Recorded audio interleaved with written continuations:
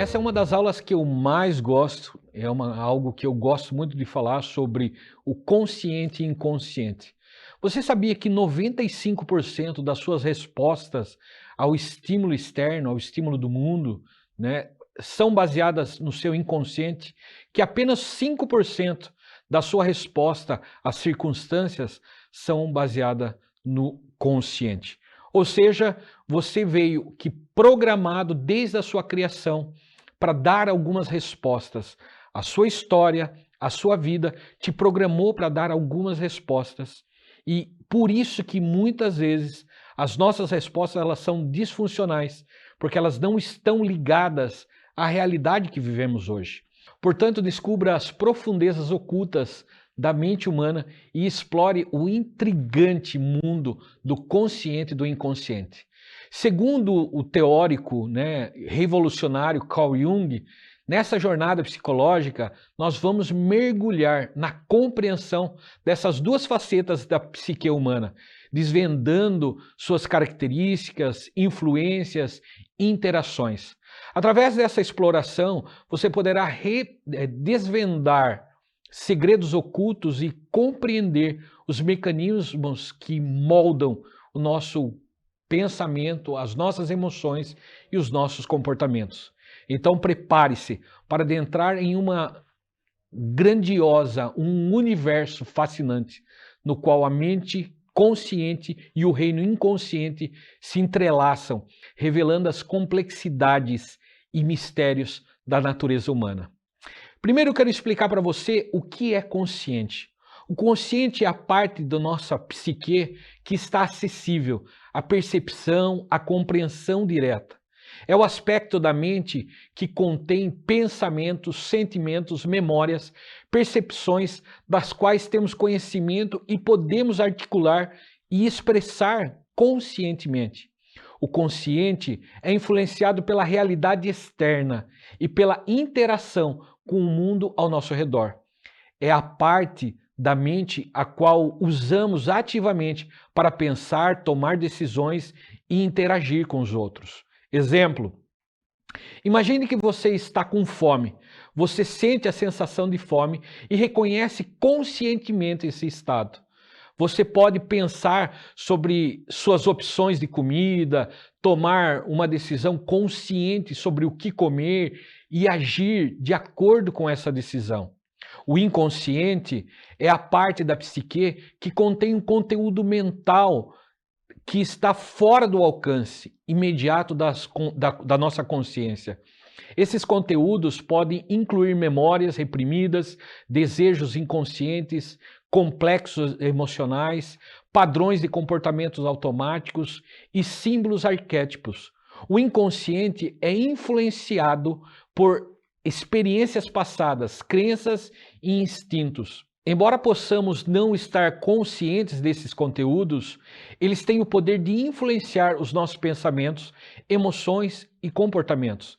Exemplo, mais uma vez, suponha que você tenha um medo irracional de altura. Essa fobia pode ter origem em uma experiência traumática do passado, que foi reprimida e está no seu inconsciente. Mesmo que você não se lembre conscientemente do evento, ele continua afetando suas reações emocionais e comportamentos, levando a sentimentos de ansiedade, evitando situações de altura, como por exemplo.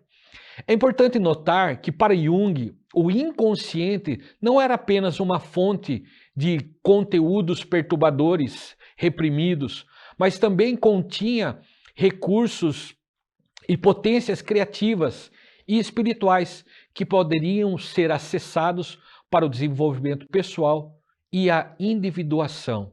Em resumo, o consciente é a parte da mente que está conscientemente acessível, enquanto o inconsciente é a parte da mente que contém conteúdos inacessíveis à consciência imediata. Ambas as partes desempenham um papel importante na formação de nossa psique e influenciam os nossos pensamentos, sentimentos e comportamentos de maneiras complexas. E para isso eu quero explicar para vocês um pouco a respeito disso. Eu quero que você imagine uma cena, uma situação. Imagine que dentro de um relacionamento, como nós estamos sobre um método de relacionamento, Imagine que dentro de um relacionamento sempre o seu término acontece por uma fatalidade? Não, não existe fatalidade dentro daquilo que a gente acredita como consciente e inconsciente da psique. Mas acreditamos e olhamos para esse aspecto de respostas acerca da vida de uma maneira muito singular. A questão do consciente está ligado altamente com aquela percepção que nós temos acerca da nossa vida, o que está ao nosso redor.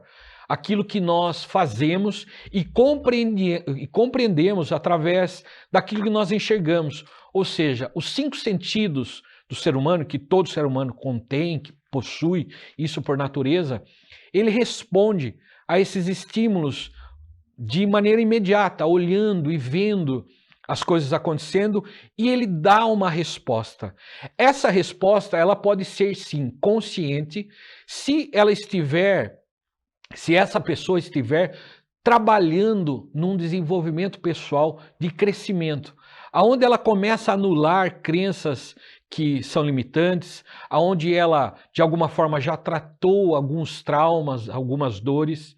Então ela passa a responder de uma maneira consciente porque ela eliminou uma fatia na vida dela de coisas que faziam com que ela desse resposta baseado na sua historicidade.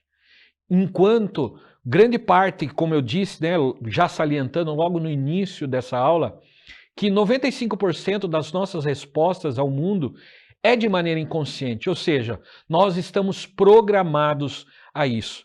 E quando eu digo programados, eu estou dizendo exatamente isso. Não estou dizendo de uma maneira, novamente mencionando, de algo místico. Eu estou falando de uma maneira que vem com um fator genético. E não só fator genético, vem como parte da nossa história, do nosso ambiente, daquele ambiente que vivenciamos durante a nossa infância, durante a nossa adolescência, durante um grande período da nossa vida que de alguma forma foi significativo, ou em alegria ou em dor. Para isso eu quero ilustrar uma história para você que eu recebi de uma das minhas alunas, que foi paciente e depois se tornou aluna, e que ela permitiu, obviamente não vou usar o nome dela, mas ela permitiu que eu contasse essa história. O que acontece? Essa mulher hoje, essa mulher muito bem resolvida, ela na sua infância, ela tinha um trauma que ela carregava. Uma crença que foi desenvolvida na sua infância, posso dizer assim. Ela estava com em torno de 8 a 9 anos e ela era, para sua idade, ela era muito obesa. E quando ela viveu isso, ela percebeu que no meio do colégio, na escola, ela era o patinho feio, onde as garotas tiravam sarro dela, as pessoas olhavam, né, as amigas olhavam para ela, segundo relatos dela, ela entendia que as pessoas deixavam ela de lado, e isso foi gerando nela um processo de rejeição, um processo de dor, onde ela descontava essa dor ainda mais na comida. Ela continuava comendo, e com isso, obviamente, começou a engordar ainda mais e a sua autoestima foi cada dia mais rebaixada, ao ponto dela chegar na adolescência com um peso elevado e ela não encontrava mais razão para a vida. Ela olhava para a vida, ela não tinha perspectiva nenhuma de encontrar um namorado, de ser feliz, e durante muitos anos ela viveu isso. Ela viveu esse sentimento não só de abandono de amigos, esse sentimento de que era algo racional, olha só isso, hein? Que era algo consciente e de abandono. Algumas coisas eram fantasiosas, coisa que ela criou na cabeça dela. Muitos amigos se aproximavam, mas ela já tinha aquele estigma de que as pessoas não queriam estar perto dela, então ela acabava se afastando. Mas em algumas vezes era um real, né? Era real o sentimento dela, que ela dizia e descreve que as pessoas simplesmente se afastavam dela. E com o passar do tempo, ela chegou na idade jovem para adulto e ela percebeu que aquela situação dela continuava se agravando a cada dia. Ela não encontrava um namorado, ela não olhava que ela não se enxergava como alguém capaz. Até o momento em que ela caiu no consultório. Ela foi e ela chegou, ela falou: eu não aguento mais essa situação.